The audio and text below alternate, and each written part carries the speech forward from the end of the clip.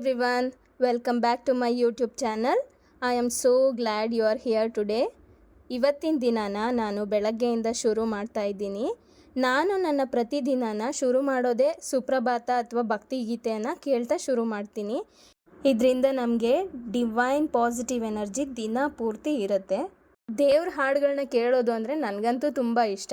And ನಾನಿವತ್ತು 2 special ಮತ್ತು simple ಆಗಿರೋ ಡಿಶಸ್ನ ಮಾಡ್ತಾ ಇದ್ದೀನಿ. ಹಾಗಾದರೆ ಬನ್ನಿ ಇವಾಗ ಹೇಗೆ ಮಾಡೋದು ಅಂತ ನೋಡೋಣ.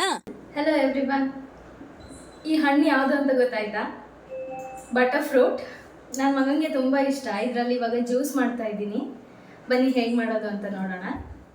ಮೊದಲಿಗೆ ಹಣ್ಣನ್ನು ಚಾಕು ಸಹಾಯದಿಂದ ಆ ಸೀಡ್ ಇರುತ್ತಲ್ಲ, ಆ ಸೀಡ್ ಸುತ್ತ ನಾವು ಒಂದು ರೌಂಡ್ ಚಾಕುದಲ್ಲಿ ಕುಯ್ದ್ರೆ ಮತ್ತು ನಮ್ಮ ಕೈಯಲ್ಲಿ ಟ್ವಿಸ್ಟ್ ಮಾಡಿದ್ರೆ ಅದು ಓಪನ್ ಆಗುತ್ತೆ. ಮತ್ತು ಇದ್ರೊಳಗಡೆ ಇರೋ ಬೀಜನ ತೆಗೆದ್ಬಿಟ್ಟು ಹಣ್ಣೆಲ್ಲ ತಕ್ಕೋಬೇಕು. ನಾನಿಲ್ಲಿ 1 ಸ್ಪೂನ್ ಹೆಲ್ಪಿಂದ ನಾನು ನೀಟಾಗಿ ಅದು ಫುಲ್ ಇದೆ ಅಲ್ಲ ಅದೆಲ್ಲ ಹಂಗೆ ಓಪನ್ ಮಾಡೋಣ ಅಂತ ಟ್ರೈ ಮಾಡ್ತಾ ಇದ್ದೆ. ಆದರೆ ಏನು ಮಾಡೋದು, ಮಧ್ಯಕ್ಕೆ ಹೋಗ್ಬಿಡ್ತು ಸ್ಪೂನು, ಎಲ್ಲ ಸ್ಮ್ಯಾಶ್ ಆದಂಗೆ ಆಗೋಯ್ತು. ಮತ್ತು ಇವಾಗ ಹಣ್ಣೆಲ್ಲ ತೆಗೆದ್ಬಿಟ್ಟು ಒಂದು ಪ್ಲೇಟಿಗೆ ಹಾಕೋತಾ ಇದ್ದೀನಿ. ಸ್ವೀಟ್ಗೆ ನಾನು ಹನಿನ ಯೂಸ್ ಮಾಡ್ತಾ ಇದ್ದೀನಿ, ಯಾಕಂದರೆ ಸಕ್ಕರೆನ ನಮ್ಮ ಪಾಪುಗೆ ಕೊಡೋದಿಲ್ಲ. 1 ರಿಂದ 1.5 ಲೋಟದಷ್ಟು ಹಾಲು ಯೂಸ್ ಮಾಡ್ಕೊತಾ ಇದ್ದೀನಿ. ನಮ್ಮ ಕನ್ಸಿಸ್ಟೆನ್ಸಿ ಅಥವಾ ನಮಗೆ ಎಷ್ಟು ಜನ ಇದ್ದಾರೆ ಅದ್ರ ಮೇಲೆ ನಾವು ಡಿಪೆಂಡ್ ಆಗಿ ತೊಗೋಬೇಕಾಗತ್ತೆ. ಇದನ್ನೆಲ್ಲ ಒಂದು ಮಿಕ್ಸರ್ ಜಾರಲ್ಲಿ ಗ್ರೈಂಡ್ ಮಾಡಿಕೊಂಡ್ರೆ ಹೆಲ್ದಿ ಆಗಿರೋವಂಥ ಮಿಲ್ಕ್ ಶೇಕು ರೆಡಿ ಆಗುತ್ತೆ. ಈ ಆವಕಾಡೋ ಹಣ್ಣು ಎಷ್ಟು ಆರೋಗ್ಯಕರ ಅಂತಂದರೆ ಇದರಲ್ಲಿ ಹೆಲ್ದಿ ಫ್ಯಾಟ್ಸ್ ಮತ್ತು ವಿಟಮಿನ್ಸ್ ಲೈಕ್ ಇ, ಕೆ ಮುಂತಾದ ಪೋಷಕಾಂಶಗಳು ಇರುತ್ತದೆ. ಇದು ಹೃದಯ ಆರೋಗ್ಯಕ್ಕೆ ಹೆಚ್ಚು ಉಪಯೋಗಕಾರಿ ಹಣ್ಣು. ಇದರಲ್ಲಿ ಪೊಟ್ಯಾಷಿಯಂ ಮತ್ತು ಫೈಬರ್ ಇರೋದ್ರಿಂದ ಜೀರ್ಣಕ್ರಿಯೆಗೆ, ಚರ್ಮದ ಆರೋಗ್ಯಕ್ಕೆ ಸಹಾಯ ಮಾಡುತ್ತದೆ. ಇದನ್ನು ಸ್ಮ್ಯಾಶ್ ಮಾಡಿ ಇದ್ರ ಜೊತೆ ಬೆಳ್ಳುಳ್ಳಿ, ಟೊಮೆಟೊ, ನಿಂಬೆ ರಸ ಮತ್ತು ಬೇರೆ ನಮಗಿಷ್ಟ ಆಗುವಂಥ ಮಸಾಲೆಗಳನ್ನ ಮಿಕ್ಸ್ ಮಾಡಿಕೊಂಡು ಡಿಪ್ ಥರ ಕೂಡ ನಾವು ಯೂಸ್ ಮಾಡ್ಕೊಬೋದು. ಟೋಸ್ಟ್ಗಳಲ್ಲಿ, ಚಿಪ್ಸ್ಗಳಿಗೆ ಅಥವಾ ಬೇರೆ ಯಾವುದೇ ಅಡುಗೆಗೆ ಯೂಸ್ ಮಾಡ್ಕೊಬೋದು. ಚಿಕ್ಕ ಮಕ್ಕಳಿಗೆ ನಾವು ಕೊಡೋದಾದರೆ ಸ್ಮ್ಯಾಶ್ ಮಾಡಿಬಿಟ್ಟು, ಇಲ್ಲಾಂದರೆ ಈ ಥರ ಜ್ಯೂಸ್ ಮಾಡಿ ಕೊಡೋದ್ರಿಂದ ತುಂಬಾ ಚೆನ್ನಾಗಿರುತ್ತೆ. ಮತ್ತು ಇದು ಈಸಿ ಟು ಡೈಜೆಸ್ಟ್ ಆಲ್ಸೋ. ನಾನು ಸಿಂಪಲಾಗಿ ಮಾಡಿದರೂ ಕೂಡ ತುಂಬ ಟೇಸ್ಟಿಯಾಗಿತ್ತು. ನನಗಂತೂ ಫಸ್ಟ್ ಟೈಮೇ ತುಂಬಾ ಇಷ್ಟ ಆಯಿತು. ನೀವು ಕೂಡ ಟ್ರೈ ಮಾಡಿ. ನನ್ನ ಹಸ್ಬೆಂಡು ಬಾಯಿಲಿ ಬೇಗ ನಿನ್ಗೇನೋ ಒಂದು ಮ್ಯಾಜಿಕ್ ತೋರಿಸ್ತೀನಿ, ಬೇಗ ಬಾ ಅಂತ ಕರೆದ್ರ. ನಾನೇನು ಅಂತ ಹೋಗಿ ನೋಡಿದ್ರೆ ಫುಲ್ ಮನೆ ತುಂಬ ಹೊಗೆ ಆಗಿಬಿಟ್ಟೈತೆ. ಏನಿದು ಅಂತ ಕೇಳಿದ್ರೆ ಫಾಗ್ ಎಂಟ್ರಿ ಮಾಡ್ತಾರಲ್ಲ ಅದು ಇದು, ನಿನಗೆ ಫಾಗ್ ಎಂಟ್ರಿ ಮಾಡ್ತಾ ಇದ್ದೀವಿ ಅಂತ ನನ್ನ ಹಸ್ಬೆಂಡು ನನಗೆ ಕಾಮಿಡಿ ಮಾಡ್ತಾಯಿದ್ರು. ತುಂಬಾ ಚೆನ್ನಾಗಿತ್ತು. ಇದಕ್ಕೆ ಏನಿಲ್ಲ, ಡ್ರೈ ಐಸ್ ಬರುತ್ತಲ್ಲ ಅದನ್ನು ತೊಗೊಂಬಂದು ಸಡನ್ನಾಗಿ ಹಾಕ್ಬಿಟ್ರು. ನನಗೆ ಗಾಬರಿನೇ ಆಗೋಯ್ತು. ನನ್ನ ಮಗ ತುಂಬ ಖುಷಿಯಿಂದ ಆಟ ಆಡ್ತಾ ಇದ್ದಾನೆ ನೋಡಿ. ಕೆಳಗೆ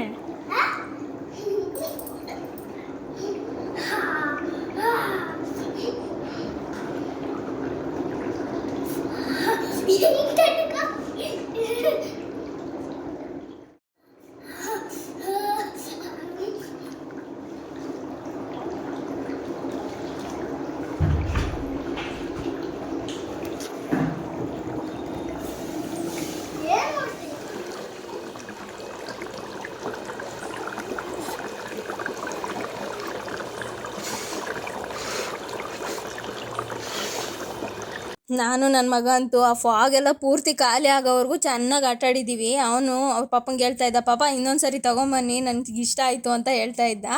ಇವಾಗ ಪನ್ನೀರ್ ಟೋಸ್ಟ್ ಮಾಡೋಣ. ಅದಕ್ಕೆ ಬೇಕಾಗಿರೋ ಇಂಗ್ರೀಡಿಯೆಂಟ್ಸು: ಮೆಣಸು, ಶುಂಠಿ, ಬೆಳ್ಳುಳ್ಳಿ, ಅರಿಶಿನ, ಜೀರಿಗೆ, ಉಪ್ಪು ಮತ್ತು ಖಾರದ ಮೆಣಸಿನ್ಕಾಯಿ, ಒಣಮೆಣ್ಸಿನ್ಕಾಯಿ ಬೇಕು, ಸ್ವಲ್ಪ ನೀರು, ಒಂದು ಅರ್ಧ ಟೀ ಸ್ಪೂನಷ್ಟು ನಿಂಬೆ ರಸ ಹಾಕ್ಕೊಂಡು ಚೆನ್ನಾಗಿ ತರ್ತರಿಯಾಗಿ ಮಿಕ್ಸಿನಲ್ಲಿ ರುಬ್ಕೋಬೇಕು.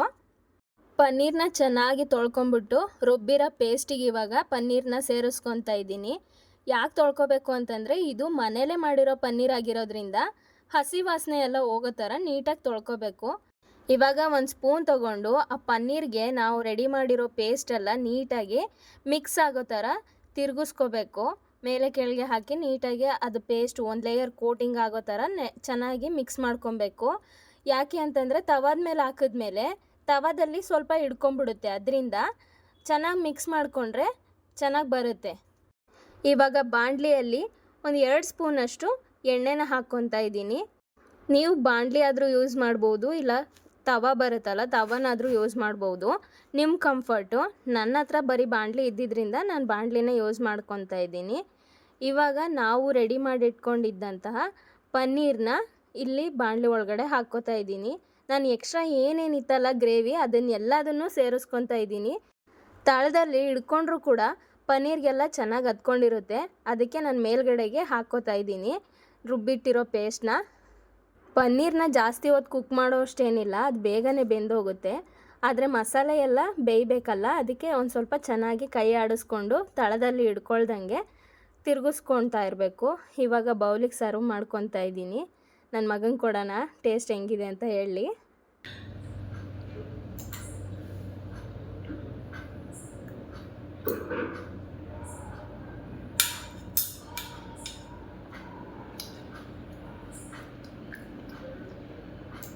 ಹೆಂಗಿದೆ? ಸುಡ್ತಾಯ್ತಾ? ಚೆನ್ನಾಗೈತಾ? ಇನ್ನು ರಾತ್ರಿ ಊಟಕ್ಕೆ ರಾಗಿ ಮುದ್ದೆ ಮಾಡ್ತಾಯಿದ್ದೀನಿ.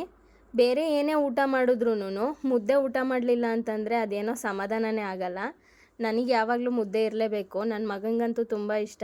ನಾವೆಲ್ಲ ಚಿಕ್ಕ ಮಕ್ಕಳಿದ್ದಾಗ ಮಿದ್ಕೆ ಮಾಡಿಸ್ಕೊಂಡು ಅಮ್ಮ ಅಥವಾ ಅಜ್ಜಿ ಮುದ್ದೆ ಕಟ್ಟೋವಾಗ ಮಿದ್ಕೆ ಮಾಡಿಸ್ಕೊಂಡ್ಬಿಟ್ಟು ನಾವು ಈಸ್ಕೊಂಡು ತಿನ್ಕೊಂಡು ಹೋಗ್ತಾ ಇದ್ವಲ್ಲ, ಆ ಥರ ನನ್ನ ಮಗನೂ ನಾನು ಮುದ್ದೆ ಕಟ್ತಾಯಿದ್ರೆ ಬರ್ತಾನೆ, ಅಮ್ಮ ನನಗೂ ಕೊಡಿ ನಾನು ತಿನ್ಕೊತೀನಿ ಅಂತಾನೆ.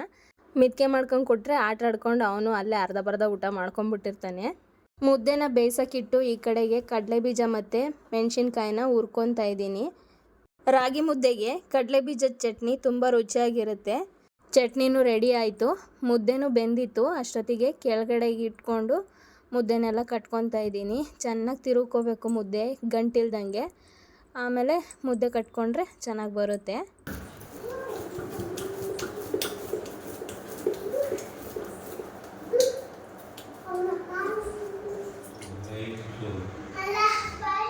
ಊಟ ಆಯಿತು. ಊಟ ಎಲ್ಲ ಮುಗಿಸ್ಕೊಂಡು ಇವಾಗ ಪಾತ್ರೆಗಳ ಕಡೆ ಬಂದಿದ್ದೀನಿ. ನಾನು ಮಲ್ಗೋದಕ್ಕಿಂತ ಮುಂಚೆ ಪಾತ್ರೆಗಳು, ನಾವು ತಿಂದಿರೋ ತಟ್ಟೆಗಳು ಅದನ್ನೆಲ್ಲ ತೊಳೆದಿಡ್ತೀನಿ. ತಿಂದಿರೋ ತಟ್ಟೆಗಳು, ಅಡುಗೆ ಮಾಡಿರೋ ಪಾತ್ರೆಗಳನ್ನ ಹಾಗೆ ಬಿಟ್ಬಿಟ್ಟು ಮಲ್ಕೋಬಾರ್ದಂತೆ. ಅದೇನೋ ನಮಗೂ ಅಭ್ಯಾಸ ಆಗಿಬಿಟ್ಟಿದೆ. ಊಟ ಮಾಡಿದ ತಕ್ಷಣ ರಾತ್ರಿ ಎಲ್ಲ ಪಾತ್ರೆಗಳನ್ನ ತೊಳೆದಿಟ್ಬಿಟ್ಟು ಅಡುಗೆ ಮನೆ ಎಲ್ಲ ನೀಟಾಗಿ ಕ್ಲೀನ್ ಮಾಡಿಕೊಂಡು, ಅಡುಗೆ ಮನೆ shelf, stove, window side, shelf ಹತ್ರ ಎಲ್ಲ ನೀಟಾಗಿ ಒರೆಸ್ಕೊತೀನಿ. ಯಾಕಂದರೆ ಅಡುಗೆ ಮಾಡಿರೋದೆಲ್ಲ ಸಿಡ್ದಿರುತ್ತಲ್ಲ, ಅದನ್ನೆಲ್ಲ ಹಾಗೆ ಬಿಟ್ಟು ಮಲ್ಕೊಳೋದಕ್ಕೆ ನನಗಿಷ್ಟ ಆಗೋದಿಲ್ಲ. ಅದಕ್ಕೆ ನೀಟಾಗಿ ಕ್ಲೀನ್ ಮಾಡ್ಕೊಂಡ್ಬಿಡ್ತೀನಿ. ಇವತ್ತಿನ ವೀಡಿಯೋನ ಇಲ್ಲಿಗೆ ಎಂಡ್ ಮಾಡ್ತಾ ಇದ್ದೀನಿ. ನಿಮ್ಗೇನಾದರೂ ಈ ವಿಡಿಯೋ ಇಷ್ಟ ಆಗಿದ್ದರೆ ಲೈಕ್ ಮಾಡಿ, ಶೇರ್ ಮಾಡಿ, ಸಬ್ಸ್ಕ್ರೈಬ್ ಮಾಡ್ಕೊಳ್ಳಿ. ಇನ್ನೂ ಹೊಸದಾಗಿ ಯಾರಾದರೂ ನನ್ನ ಚಾನಲ್ನಲ್ಲಿ ನೋಡ್ತಾ ಇದ್ದರೆ ನೀವು ಕೂಡ ಸಬ್ಸ್ಕ್ರೈಬ್ ಮಾಡ್ಕೊಂಡು ನೋಡಿ. ಮತ್ತೊಂದು ವಿಡಿಯೋದಲ್ಲಿ ಸಿಗೋಣ. ಹರೇ ಕೃಷ್ಣ.